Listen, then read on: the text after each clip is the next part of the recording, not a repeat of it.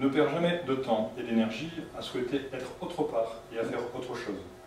Tu ne comprendras pas toujours pourquoi tu te trouves où tu es, mais tu peux être sûr qu'il y a une très bonne raison à cela et qu'il y a une leçon à apprendre. Donc c'est toujours le thème par rapport à l'incarnation, où souvent on se dit j'ai un mauvais karma, plus que j'ai un bon karma.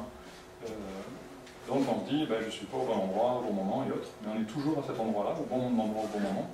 C'est-à-dire qu'à chaque fraction de seconde, chaque nano-fraction de seconde, et ainsi de suite, quand je déplace un objet dans l'univers, donc c'est toujours ce même symbolisme, quand je déplace un objet dans l'univers, aussi lourd ou léger soit-il, donc on va prendre lourd parce que c'est notre concept humain de lourdeur, normalement je devrais créer un déséquilibre.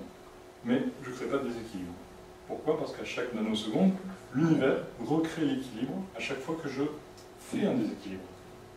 Donc que ce soit physiquement, émotionnellement, intellectuellement, spirituellement, à chaque fois que je crée un déséquilibre, l'univers me redonne 100% de chance de recommencer et de réussir.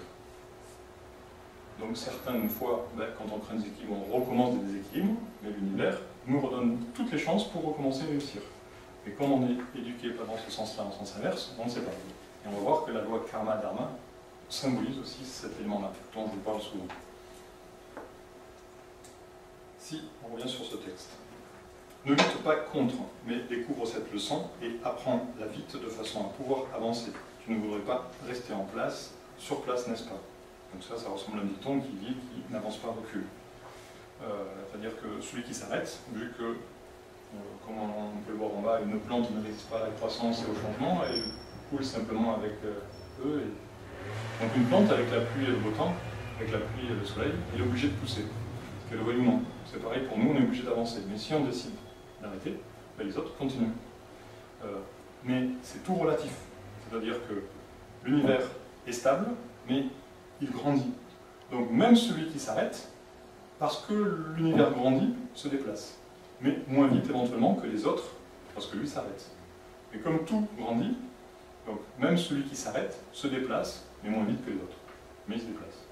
Donc il est obligé d'avancer. En cessant de résister et en acceptant simplement les leçons qu'il faut apprendre. Donc là, ça vous rappelle ce qu'on apprend dans la philosophie, dans la psychologie, c'est le lâcher prise.